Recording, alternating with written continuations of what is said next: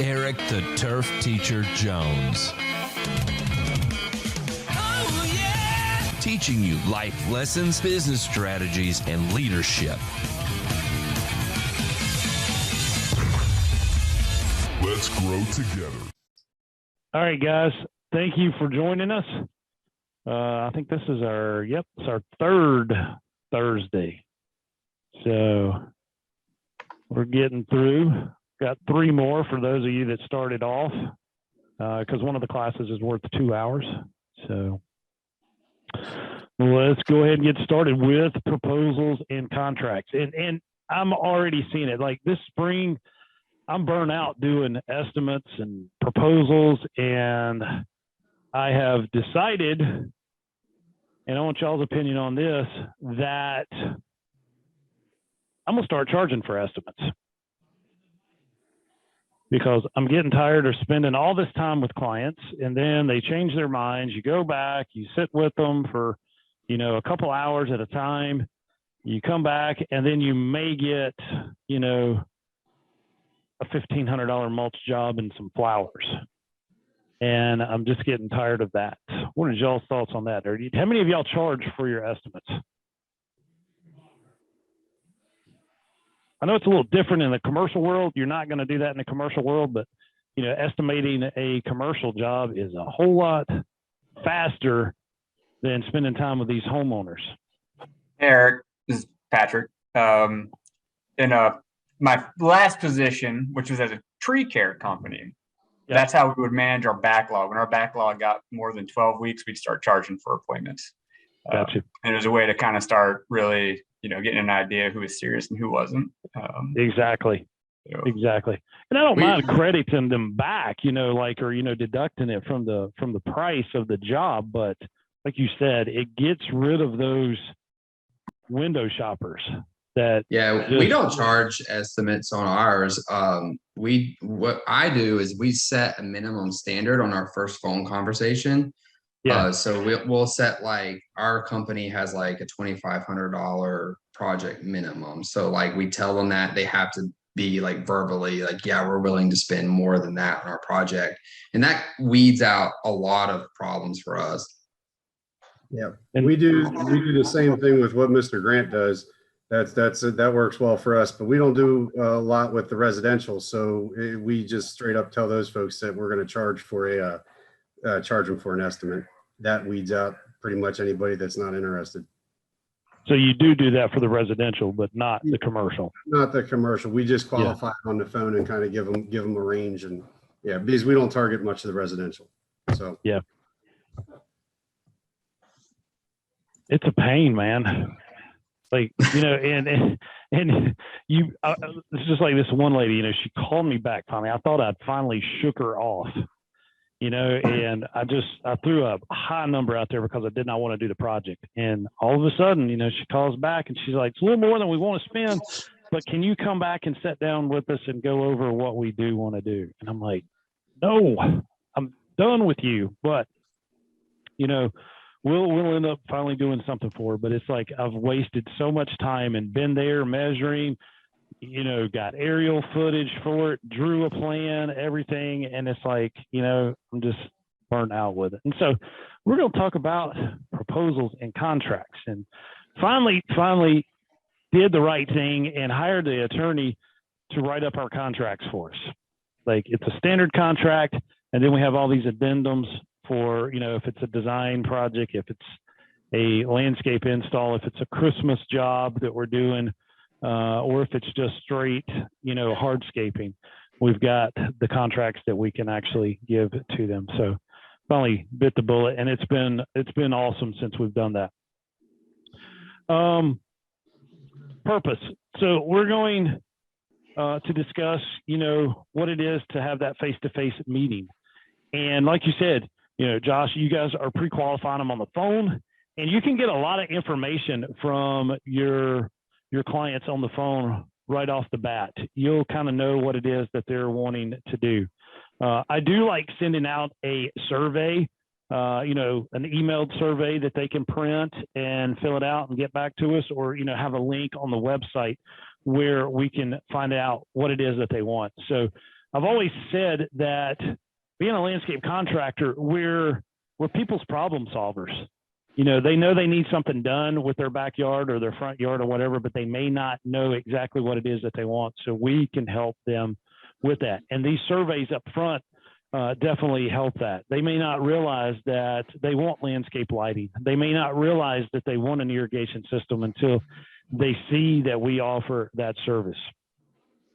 So we will arrange the face-to-face meeting, to present a preliminary draft of the proposal, or if it's a refined proposal to seek the client approval, or the proposal for a project development, or if it is a management proposal. We're doing, a landscape,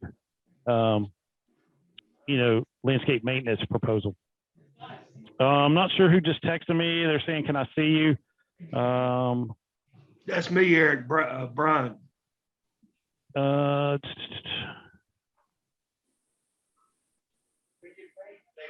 mean, it's just got your name in it, but I mean, I hear you and recognize the voice.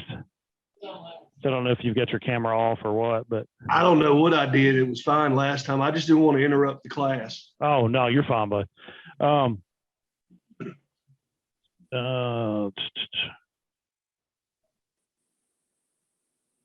Okay, I got you, Mr. Hardy. Thanks, man.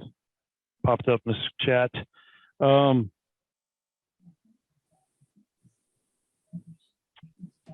see.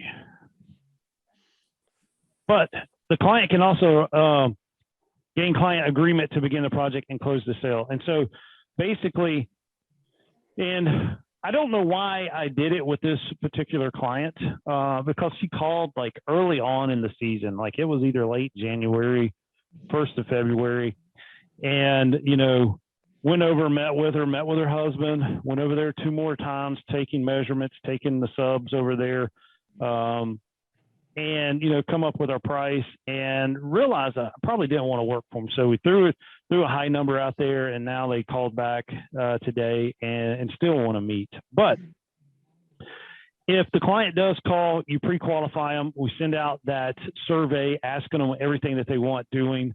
They know all the services that we can offer, and they start thinking about the things that they need. Before we hang up, we'll arrange that face-to-face meeting, and we can start discussing some of this stuff. Now, I know a lot of people charge for design, and some people don't charge for design. I feel like it is a part of our industry that we need to charge for. And I don't know who actually got this whole thing started with, free design, or can you draw it up and give us an estimate on it, and then you never hear from the client again. What's your guys' opinions on that? How are y'all dealing with that? We charge for everything that we draw as far as our design that goes out. So it's, again, with that pre-qual, we tell them, we have a design fee. It's deducted off your installation price. I do have one contractor and a home builder that we work with exclusively. And we pretty much get every job that they build. So I do design for them without charging, but other than that, everything else is charged. Gotcha. Now, when you do design for them, are you actually, doing just a quick hand sketch, or are you sitting down, taking the survey, blowing it up, doing a CAD drawing, doing the 3D? Yeah. So, for the free portion for that contractor, the reason I do that is because they always provide me with the CAD drawing of the house and site plan anyways. So I can just import that in very easily, and I can design something out very quickly. Gotcha. Not much work. If there's anything else outside of that, where I have to survey, I have to draw something up, whether it's hand or in the computer in CAD, then I will charge for that. But with that contractor, they always have digital plans they can send to me. Cool. Good deal. Yep. Once you've got that, man, it is simple as ever. And if you don't mind me asking, what are you, if it's a residential new customer, what is a flat fee for that? Is that the minimum 2,500 that you talk about?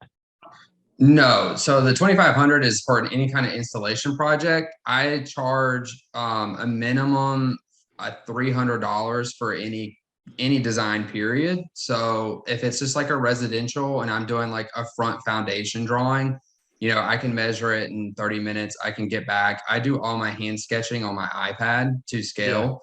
And so I can just hand sketch it out in about an hour, get things back to them. And I'll charge $300 for, a hand sketch to scale iPad drawing. Other than that, then it just goes up based on how extensive it is. How much time you got in it. Yeah. Yeah. I was just gonna say with what Josh does, that's what we do up here. That's pretty good. If it's something beyond a napkin that we're writing on, we're gonna charge them for it. Yeah. I mean, you have to, and there is the difference, like you said, between the hand sketch or, you've got to get out your, your stick and your transit and start shooting grades if you're going to build retaining walls and all that in the back. So, that can push it way on up, way above $300. One question I have that I've thought about a lot, and I was curious if other people do, is reaching out to other basically competitors in the area, and whether you kind of team up with them and be like, hey, we should kind of all together set this minimum that we're going to do. So then you're not getting undercut by a competitor that does quality work like you do, that's going to do the same thing that you're doing to get the job for free. That's one thing that I've kind of struggled with. I just don't ever think that we will all come together as an industry. I don't see it happening. My dad's been in business since '77, and even back then it was people undercutting, and maybe as licensed professionals, the landscape contractors, and that's what I mean. Pitch. Yeah, like I'm talking like there's, in our city, there's God knows how many landscapers, but there's probably only like 8 to 10 good contractors. And I'm talking like with those kind of people that do, high quality work. Yeah. It's just, I don't know. I think we're fighting it because there's going to be so many new people coming in every year, so many people going out, that it's an uphill battle with the same labor rate. Guys, I do these seminars on Saturdays face to face, and I got guys telling me that their labor rate is, $30 an hour, and they're paying people $22 an hour, but they're charging $30. So, how are we even going to compete with those guys? It's impossible. It's impossible. So I don't know. Not everybody can be like the Hardys up in. Do you mind if I comment real quick on what man. about? Yeah. So and Eric, maybe my parents started our business back in 1970. So, and there was competition back then. They would tell me about it, and we got a ton of competition to try to get stuff where everybody is kind of charging, doing the same thing. What we found is just people over time, they know what your reputation is. If they're looking for something cheap, they're going to go that route. But they know a lot of people now, when we don't even advertise that much anymore, when they come to us, we know what they're looking for, and we're not the best at everything. And we try to do what we do well, and we've got certain little markets that we fit into. But when people come to us, we have folks that we can have design things up. We can do a lot in-house, or we have landscape architects or engineers that we'll go to. Depends on the level of what they need. So we qualify who calls, but most of the people that call us anymore, they come to us because they know they already kind of pre-qualified us, not the other way around. Yeah. So your reputation speaks for itself, and so they know what they want. So good point. All right. So our initial proposal, it's intended to inform the client of what the company understands to be the reason for the project and what they tentatively recommend to be done. Again, we're solving a problem for them. This is what we're presenting to them. Interim proposal used to confirm that both parties are still in agreement on the intended outcome of the project and that any modifications are agreeable to all. So that could be that, hey, we have that minimum, like you said up front. You price, you talk to them, and you get more quotes and prices together. You may go back for that interim. Final proposal is the encapsulation of both the initial and interim proposals that describes how a landscape company has or will satisfy them, and that the client has accepted and paid a deposit. Now, that is the one thing that, you know, is getting easier to get. And I don't know if it's because people know, or, you know, they may be talking to another contractor. And of course, nobody can start the job tomorrow. We're all probably weeks out, if not months. And so people are expecting to pay a deposit. That's what we're seeing anyhow. Is that what you guys are running across for the larger landscape jobs, larger irrigation jobs? You know, the residentials, of course, it's never going to happen in commercial. We're still going to wait 3 months to get paid on every commercial job. But, you know, with the residential, these guys are willing to put down a deposit. Usually I like to get 33%, you know, get a third of it up front. What's y'all's take on that? Are y'all having issues, or is that a simple thing to do now?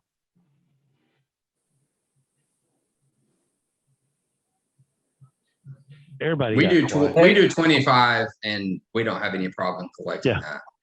Yep. Yeah, so the clients that I work with, any job, and again, it's mainly in tree care, any job over $5,000, some of them will be asking for a 10% deposit, or the equivalent, basically $500 down. To hold it. Yep. That is true. All right. So clarifying our intent, the contractor should first determine what the desired outcome will be. You know, do the project, renew a contract, sign a contract, and receive the project. So receive that deposit. What is it that we're going to do for them? Again, the initial conversation is going to help to figure that out. With competitive bidding, you know, these are types of jobs that we're going to bid on. Usually, you know, with the GC, you're going to email it to them. It may not be possible to present to them in person. In fact, they're going to give you a cutoff date. You know, bids are due, you know, Friday at noon. The proposal should be complete, visually attractive, and easy to interpret. That's if we're doing a design for it. And in the world of landscape, have we got any landscape architects on here? Anybody?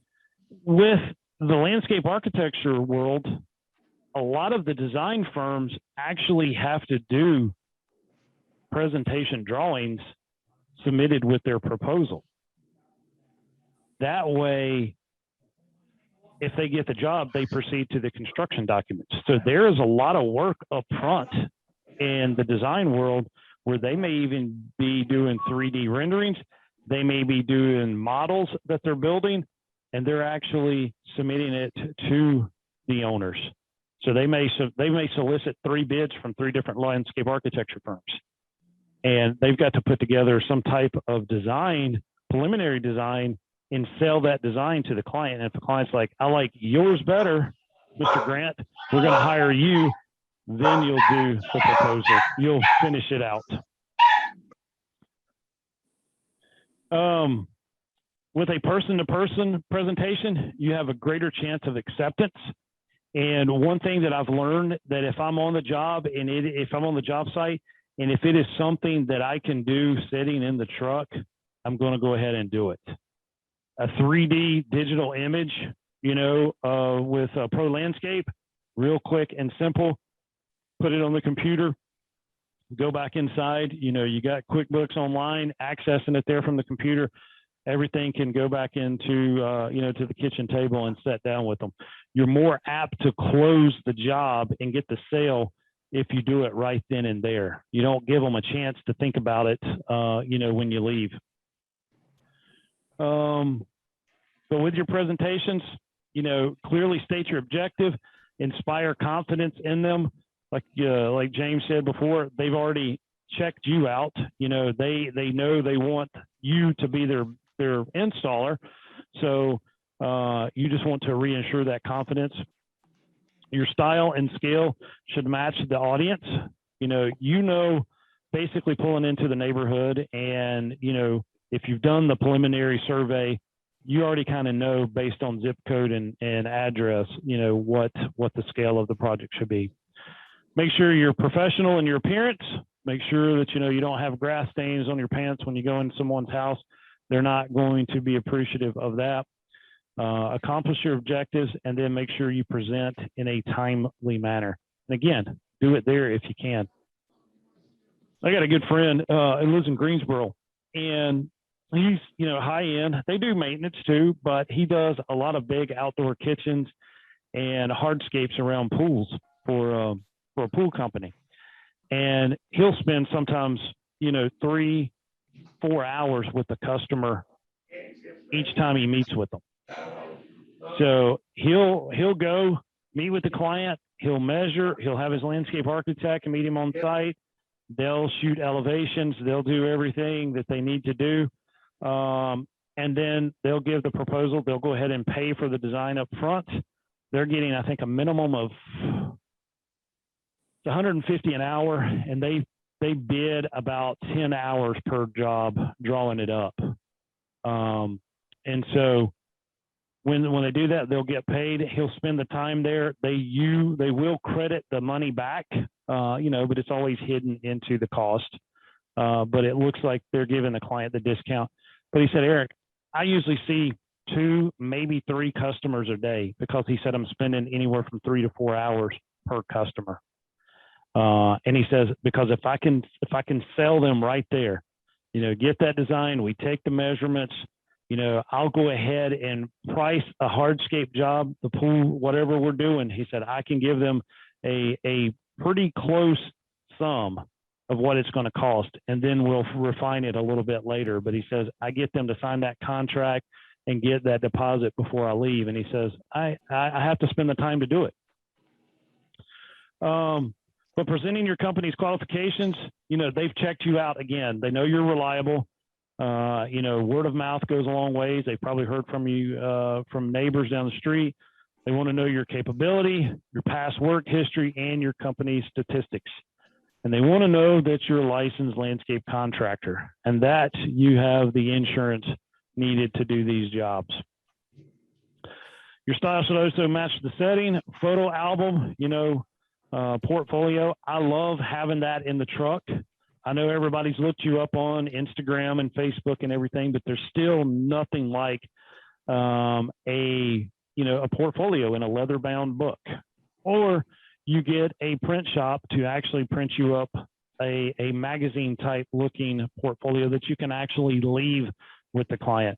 Buddy of mine is in LA too. He's printed up a bunch, thousands of these magazines he leaves around with people that are contacting him to do work. And I'll go and actually price some of his stuff, and I'll see those magazines there. You know, the client will actually show them to me. Mounted drawings,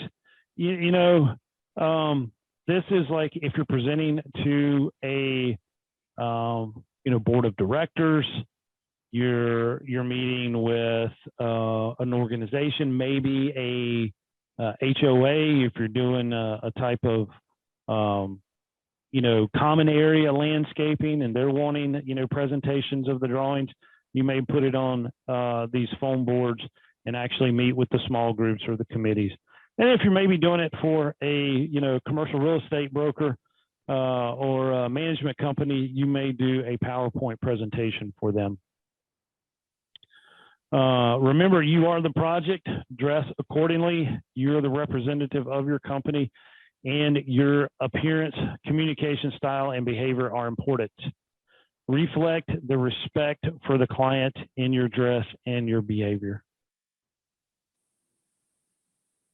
All right, with the presentations, again, assist the clients, don't sell them, find ways to agree, get ready to sign that contract, make sure you've got one there, make sure you can move that project forward, and that the client is a partner in the project, and be prepared to answer any questions.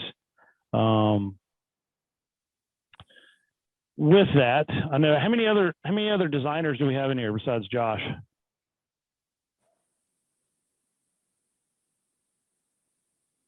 Most of you guys doing commercial or residential? Residential. And who was that? Brian, total lawn care. Okay. Hey, sorry, man. Yeah, It's I'm okay. scrolling through. I got everybody like in a little bitty box here, and I'm scrolling. You got through. 11 people. That's a lot to look at. Yeah. Especially the way we look, right? At the end of the day. At the end of the day, yeah. It's been nasty outside too, man. I am sick and tired of rain. We're Sick and behind, weeks tired. behind because of it. I guess. But anyway, so James Josh is the only one in here drawing too. And I don't know about this. Like Josh, my thoughts on it, I went to school for landscape architecture, studied it in undergraduate, and I'm almost tired of drawing. I love sketching. I could go to the park and sit there and sketch stuff in the park all day, but I'm almost just burnt out designing for clients. Yeah. And I've met this other landscape architect. She's cool as ever. And I'm like, I just want to give you all of our design work. And she's like, cool, give me your logo, give me all this stuff. And she said, your contact information will be on the drawing. And she said, minimum, we need 1,500 up front. She said, that's kind of my average. She charges 130. So whatever her hour, how many hours she gives, she said, but roughly anywhere, around $1,500 bucks, at 130 an hour. And she says, I'll do whatever you want. And I don't know. For some reason. I was just gonna say, yeah, I don't have any contacts as far as that goes, but I'm the same with you. Well, my parents as well. My father started this company in the 70s, and so I took it over. But I went through horticulture and actually bachelor's of architecture and landscape architecture, so I have a high proficiency in drawing. And I kind of Where'd you go? Where'd you go to school? I went to UNC Charlotte. Okay. I went through their architecture program. I was going to do residential like design.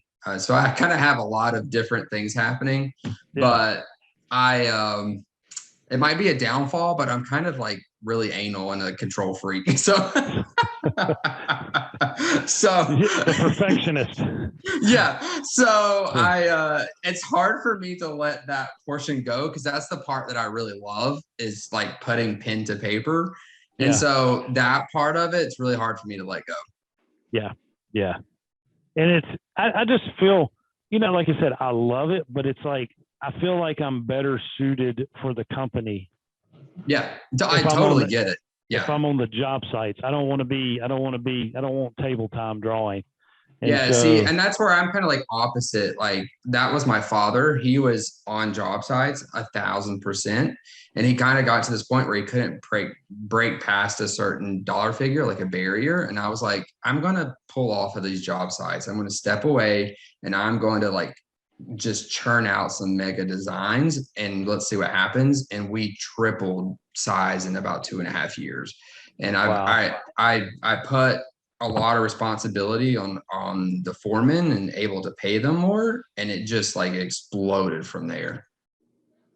Are y'all in Charlotte? No, we're in Hickory, about an hour outside of Charlotte. Okay. Yep.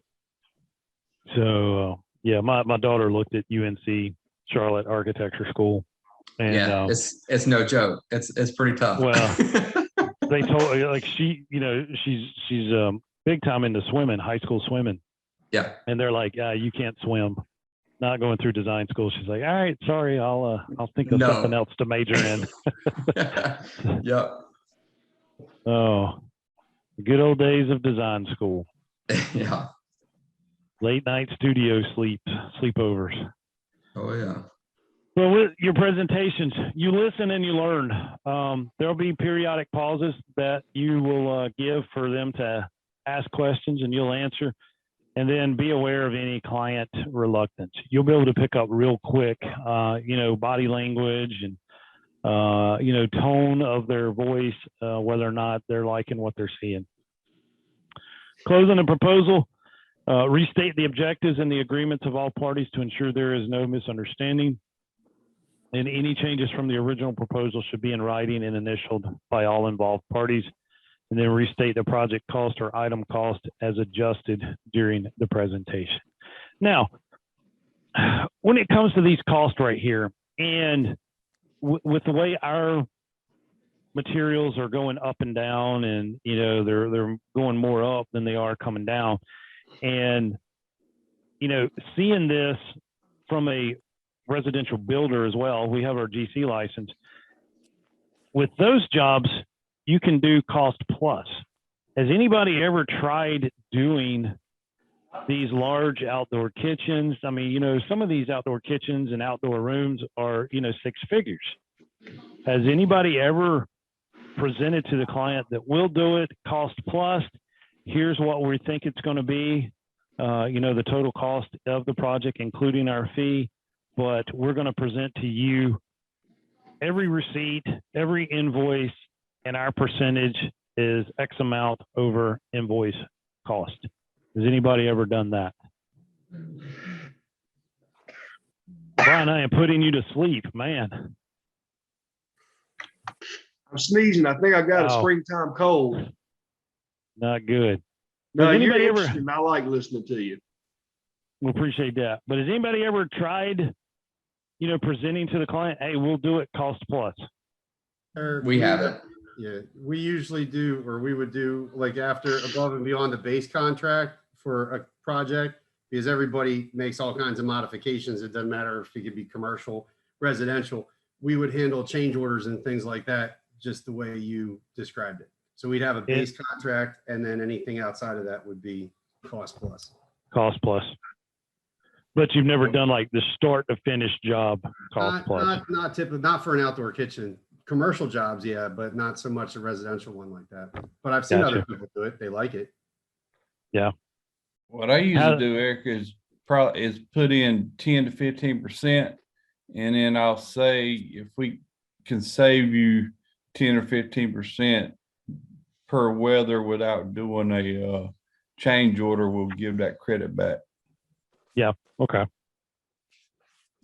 But it's like, I've had people tell us, especially, our suppliers, they're like, well, Eric, the price is what it is when it pulls out of the yard.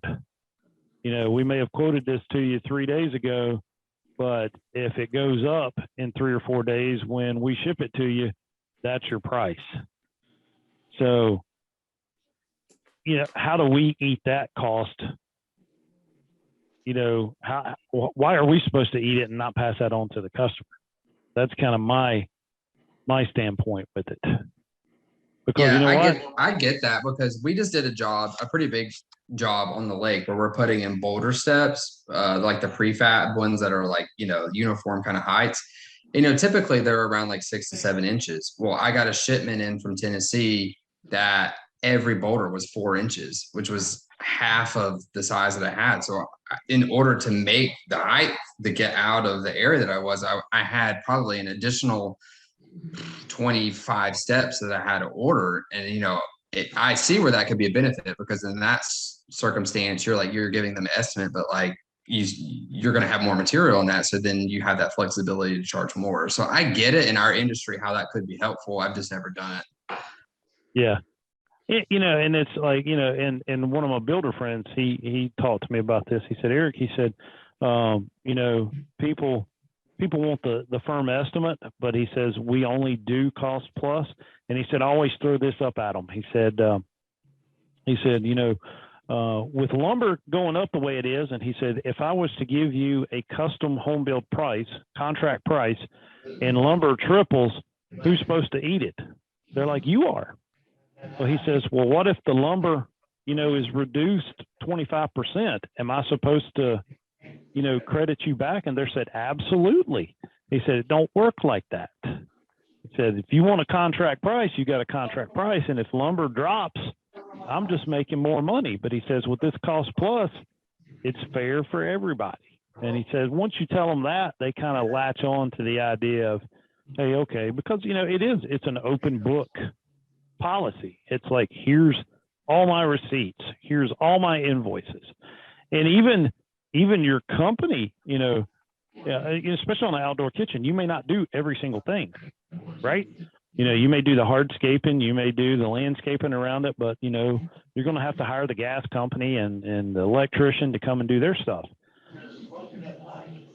You submit an invoice for your company too, like at cost, and then they pay that on top of it. So, I mean, it's like you're a sub of the company itself, because if you're using your people. So I don't see why more and more homeowners wouldn't jump on it. And, you could have a guaranteed maximum price. I mean, there's A lot of builders do cost plus with a guaranteed maximum price. All right, so restate all promised actions by all parties, ask for the deposit or other payment, and present the proposal for signing by the client. Express enthusiasm for the project and appreciation for their confidence in your company. Now, as a younger landscaper, I always kind of felt bad asking for that deposit. Now I have absolutely no problem asking for money. Just like I have no problem knocking on doors if people haven't paid us in a timely manner. But when concluding it, leave contact information in case of questions or concerns, and that's how to get in touch with you personally, and then follow up with a handwritten note of appreciation for their time and courtesy extended by the client. And I do honestly believe that this goes a long way, is that handwritten note that you drop in the mail. It's not an email. It's not a text message. It's, taking the time to do that. Just like with the Christmas cards, we always handwrite the return address and the customer's address on the envelope, and then mom and dad would always sign it personally. Frequently, a client will ask for additional time to make a decision. Your design should never be left with the clients unless there is a signed contract, and the client may carry the design to competitor for a better price. I do not like leaving any drawings with the client, period. If we are going to do, 3D imaging or whatever, it's on my iPad or my laptop, whichever I take that day. You can sit there and scroll through the pictures and show them what it is they want. If you're, having some resistance to them on the deposit or a down payment, and they ask for those drawings, you can say, well, yes, we will give these to you. We will email these to you with a deposit on the job. Here's the contract. It's one way to do it. I got burned once, and it's never going to happen again. With our contracts, this is the agreement between the two parties that describes certain services and or materials that will be provided in return for an establishment payment. And then the conditions of the partnership are described. What each party will do, us, is we're going to build the landscape. They are going to pay us. What is the length of the time of the project and the conditions under which the agreement will end? With the gentleman's agreements, the simplest, most traditional of all contracts, looking each other in the eye, shaking hands, and agreeing to honor conditions expressed orally. Now, we have a few builders that we do this for. We've worked for them since the 80s. It's not a problem. Hey, Eric, we got another one. Can you get to it? Yes. And we know we're going to get paid. So we may do that for a few of our customers. New ones, no way. But contracts are the way we live, play, and do business today. They range in size and complexity from a single page to large documents. They form simple standard forms to lawyer-mediated preparations. With the components, the terms of completion, including inspection, completion date, and penalty if not completed on time, the terms of payment, which is the most important thing, and then signatures of both parties or their legal representatives and the date they were signed. The contract parties could be between clients and or their representatives, the architects, engineers, or the LAs or designers.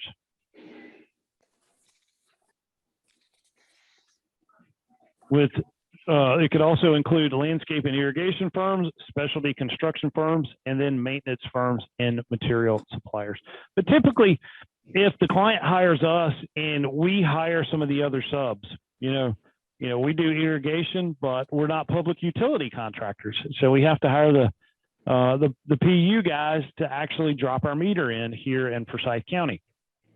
We don't have the limited plumber's license. So we have to hire the plumber to come and do our backflow. And then we will install the system. But the client doesn't want to write a check to each one of those. So basically the contract is between us and the customer, and we hire all these subcontractors under us. They can also include the maintenance firm and your material suppliers. The client is the person or organization that owns and provides financing for the project, and funding may be from the client's personal resources, or there may be another source. Now, are you guys actually, if you're doing some of these larger projects, are you guys having to get lien agents on some of these jobs? Does anybody know what I'm talking about? Like if you pull a permit, like here in Forsyth County, if we pull a permit to do, you know, footers or anything like that, we're having to get a lien agent. That way, you know, the concrete company can call the lien agent to place a lien on the property if it's not been paid in a timely manner. And actually, it's supposed to be across the state. But, you know, that's not going to happen with, you know, lawn maintenance or landscape maintenance jobs. But, you know, anytime you're pulling like permits for structures in those outdoor kitchens, retaining walls or whatever, you're going to have the lien agent.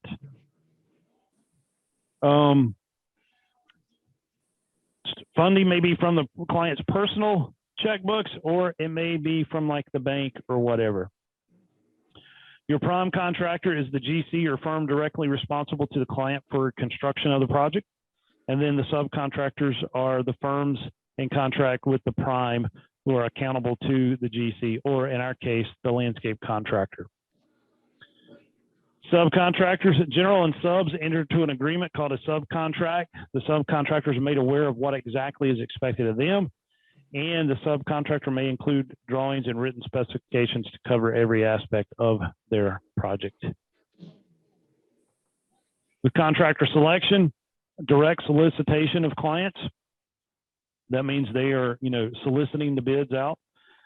Selection by the client for non-competitive reasons, or selection by the client through competitive bidding process. And I take that back. Direct solicitation is, hey, they call you up and say, Eric, we want you to do the job, give us a price. You know, if they select us for non-competitive reasons, you know, more or less kind of like that, almost kind of like a cost plus. And then the competitive bid process where we may be getting, you know, bidding against 2 other landscape contractors.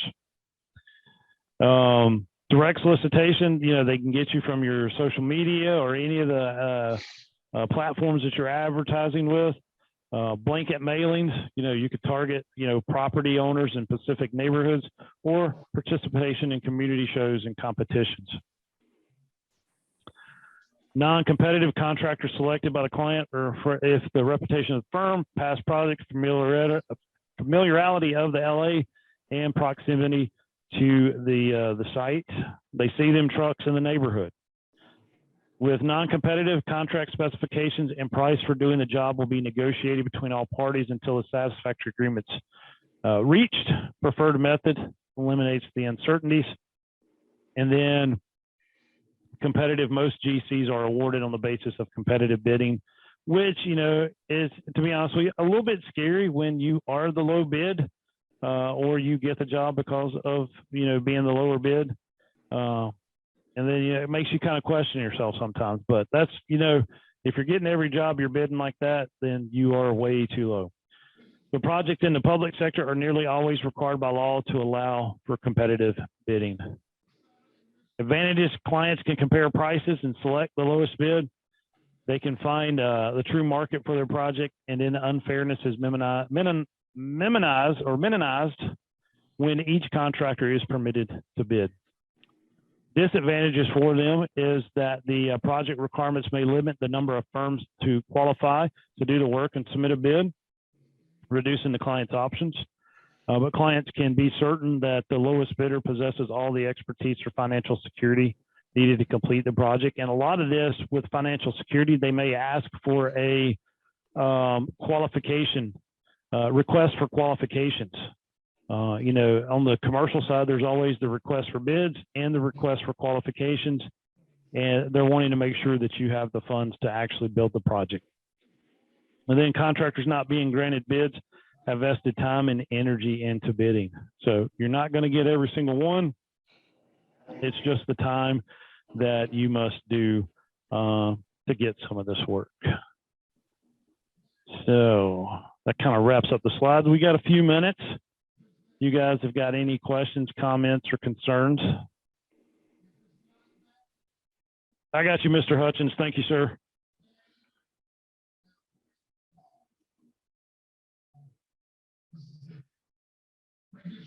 Let's see.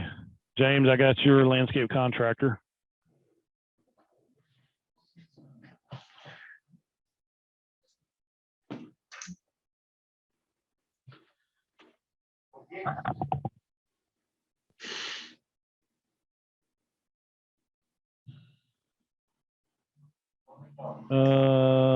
Man, y'all got quiet. Well, I'll throw one out there. Any of these ideas are great with, sales, but if this country, if we can't figure out how to get the inflation under control, I don't think it matters what, anybody does. The customer can only pay what they can pay. whether you do it Exactly. plus or anything like that. We're just gonna run into some real challenges, but Yep. trying to And supply chain issues and everything else has not been easy for anybody. I'm afraid it's going to get worse. Mhm. Yeah, I was curious if anyone's had any pullback at all recently. People keep asking me. I haven't had anything canceled yet, but I keep waiting for that first phone call. I didn't know if anyone else has had anything happen recently. Just not sign contracts to work, but we bid some stuff and people are like, hey, we're just going to wait a little bit. We are hearing that. And then, we have the privilege of working for a lot of other small businesses. And, one of my favorite clients, they run a commercial carpet cleaning business, and they're all over like the Southeast. And they've lost some major contracts because of the economy. And, they're getting a little worried. They're running like 50 vans all over the place doing this. And they're like, we're losing some major contracts because of it. So I don't know. Yeah. I would say probably employees is our biggest struggle. I mean, gosh, I just lost this week. I just had someone quit, a 21-year-old that has been with me for about 2 years. I was making $20 an hour, and I'm like, at 21, heck, 5 years ago, people would have been knocking down your door, but I don't know. Yep. Things were just kind of nutty. Yep. Oh, it gets frustrating a lot of days. Yeah. Guys want $20 an hour to mow grass. Yeah. Right. Well, I know guys that are paying $200 a day to cut grass. Yeah. I mean, that's $1,000 a week to run a weed eater. It's crazy.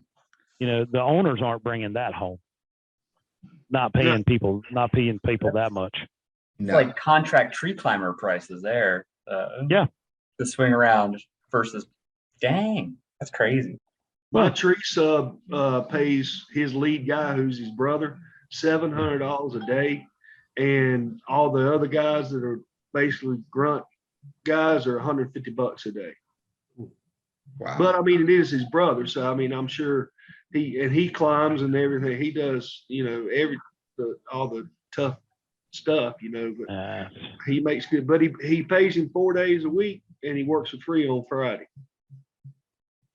One of my good friends, he's an electrician, electrical contractor, and he's got on average about 60 employees. He said that's if everybody shows up. But he says, a guy right off the street, that's had some electrical classes either in high school or community college. He said $16 an hour. Crew leader, 20, 22 an hour. But he's able to charge $150 an hour labor rate. And it blows my mind. And he said, I really don't have that problem with, employees. He said, yeah, I'm gonna have guys lay out and stuff. But he said, I could run an ad and I could get, 3 or 4 people to apply for the position. I'll be able to get somebody. At that price, we get people that want to, that want to come and work on a landscape crew or maintenance crew, and they're wanting minimum $20 an hour with no driver's license. Yeah. And that's just what blows my mind. And I'm like, how do you do it? He said, a lot of these guys that are coming to work for me, they know they've got to work for that licensed professional for, 4 years before they can even sit and take the unlimited electrical exam. He said they have no choice but to work for me. And he says, if they give me if they give me the dedication for these years, he said, I'm going to make sure that they pass that exam. He said, I'm not training, competitors, I'm training colleagues. And he said, so I'm helping these young men and women. He's, got women working for him too. He said, I'll glue them to my hip and show them exactly how to be a good electrician. And I kind of like his mentality with that. But, they're also in another whole situation. We've got new people coming into the industry. They're just wanting all this money, and a lot of them are self-employed. But in the electrical industry itself, there's more licensed electricians over the age 80 that are under the age 30 in North Carolina, with the average age being 57 years old. Here in 5 years, there's going to be a massive shortage of licensed electricians. They're able to get $150 an hour labor rate. What do you think they're going to be able to get in 5 years when there's that more retirees happening and nobody coming in to replace? Yeah. They'll be pushing 300, 350 an hour. I'm going back to school. Well, yeah. Got a tip at some point. Do what, James? There's a tipping point. It's just, so it can't, something has to happen to it's not sustainable. I mean, you try to do a remodel. I mean, you build a house and you got to wait 6 months to get the windows. Yeah. People are going to just say, I don't want to remodel my house. Yep. Oh yeah. 100%. Or you buy, I don't know. You guys ever remember this? It's going to sound funny. You remember the movie Gung Ho back in the 80s with Michael Keaton, where they had this American car manufacturing plant, and it was, tanking. It wasn't doing great. The Asian company buys it and puts all their ways in. They start turning it around, because they're kicking out all these crappy cars. This isn't the problem now, but I will. And we got the supply issues. But I just bought a bunch of equipment. I waited 6 months to get it. We put 6 hours on it, and I got a computer that both the computers and the new machines fried, and an axle fell out of it. This is not cheap equipment. I mean, it's $200,000 pieces of equipment from an American-made company that you guys know, we all know, and that's how I buy stuff. It's just, I know it did with COVID, supply stuff. Everybody's having a hard time, but it's all going to catch up, and something's got to change. It is,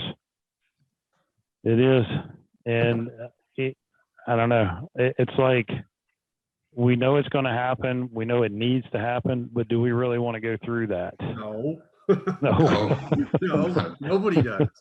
Yeah. And how do you insulate yourself? You were asking about jobs. So my company, we have a lot of municipal contracts. So there's a lot of estimating that goes on with that. And they're awarding us jobs, and then they'll put it in a station, like they hold the project, because they hey, we want to get this stuff cut loose, but then their funding or their budgets are just evaporated. The fuel prices, that's another thing that's gone totally insane. How do you, when you have multi-year contracts, okay, in the municipal world, you can go back and they can talk to the council or the city council, but it doesn't always get approved. So there's a lot of things. And then there's all this movement on buying electrical equipment. We had a big conversation about this at the main office today. It's okay, we're going to go electrical equipment. All right, well, that's cool, but that's a big investment. What's the technology going to be like 2 years from now based on all that stuff? I mean, all of us have bought stuff that are DeWalt batteries or DeWalt stuff, and the batteries change, and chargers, and so there's a lot of stuff. 5 years from now, we'll all be talking about it. Hey, we made it through. And I didn't think that was going to happen, but it did. There'll be a lot of stories to tell. Oh yeah. Yeah, I think contracts are a big thing. Like our maintenance contracts, the same thing when you think about fuel and all this stuff. Like when I purchased my father out, which was a big chunk of money, we had these contracts that back when my father was running, the old school generation, they never increased pricing. Like they didn't up their contract, like especially with our maintenance contracts that we have, they didn't up their maintenance work. Like they never did it per year. And so when I purchased this out, and then a few years later, COVID hit and all these inflation and labor rates, everything skyrocketed. I was increasing clients 30% on average for their yearly contract. Some of them I even increased up to 80% on their contract. And my dad, I'm telling him like, I'm doing this. And he's like, are you insane? There is no way you can do this. That's crazy. But every single one, even the 80% increase, every single one signed without question. Hey, and Josh, so yeah. When you did that, did you tell your dad that you heard that on a turf teacher class? Because the turf teacher said, I can raise these contracts. That's what I need to do. Yeah. The old school guys don't know who I am.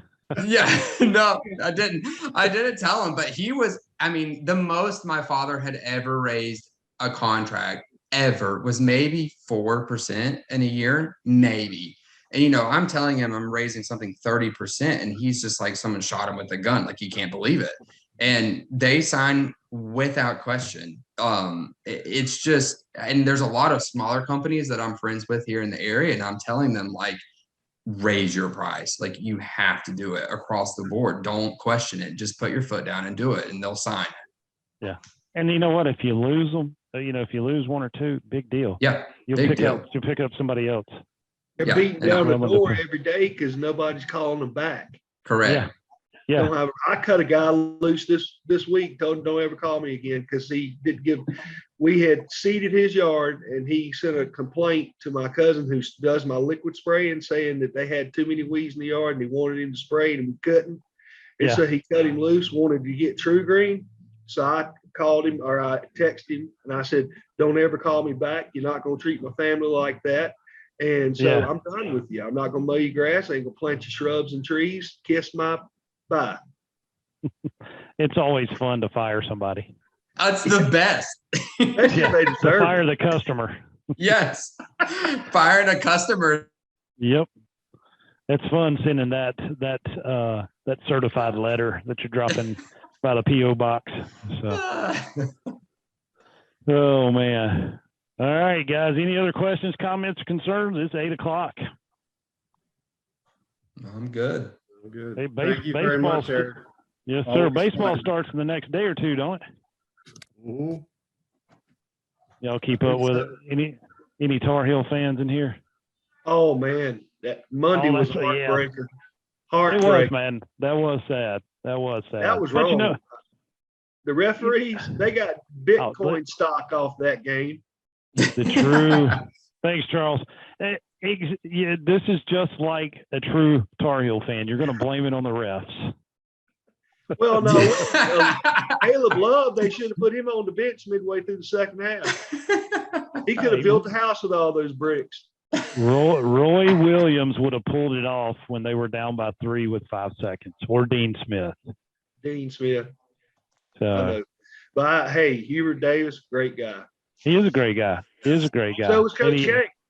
And so was Coach K. But you know what? Every Tar Heel fan hates Coach K. I've never seen so much. I don't. I like good sportsmanship.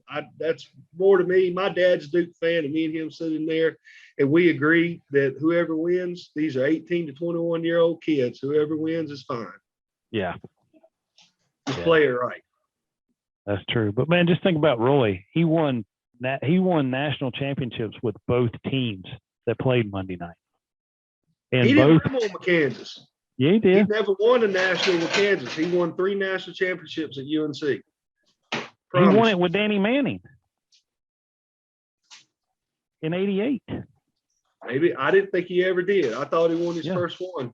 Yep. Okay. And then both coaches that were coaching succeeded Roy Williams. Like they were the ones that replaced him. Hubert replaced him, and Bill Self replaced. So, yeah, he's coaching the national championship team, and the guy that sold Adidas is in jail to his team. How crooked is that? Oh man, it is what it is. Yes, it is. All right, gents, it's time to eat some dinner. Yeah, she just handed me the vodka sauce. It looks like peanut butter. I know. She's Italian. That's the best supper sometimes is peanut butter crackers. Oh yeah. healthy. All right, guys, I'll get you those proofs of attendance here in a few minutes. All All right, have a good Have a night. nice evening, everybody. Hey, See Derek. y'all. Hey, appreciate it. Thank y'all. Appreciate it, Eric. Yes, sir. Thank you. See you, man. Thank Yes, you. sir.